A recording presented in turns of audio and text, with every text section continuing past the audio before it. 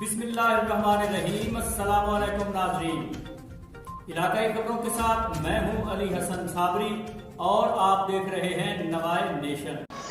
خبروں کے سلسلہ کو آگے بڑھاتے ہوئے بات کریں گے تانتلیہ والا کے نواحی چک 455 گاہ کنجوانی کی، جہاں کی مرکزی امام بارگاہ حسینیہ میں جشن آمد شہنشاہ دو جہاں حضرت محمد صلی اللہ علیہ وآلہ وسلم مذہبی عقیدت و احترام کے ساتھ منایا گیا، جس میں اہل تشیع اور اہل سنت الجماعت کے ارکان کے علاوہ مقامی افراد نے شرکت کی۔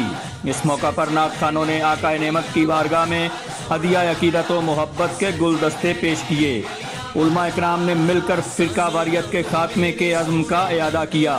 کنجوانی کی خاص بات یہ بھی ہے کہ یہاں محرم میں سب شیعہ اور ربیع الاول میں سب سنی نظر آتے ہیں، جو پاکستان بھر کے شر پسند عناصر کے لیے ایک خوبصورت مثال ہے فرقہ واریت کی آگ سے نجات حاصل کرنے کی۔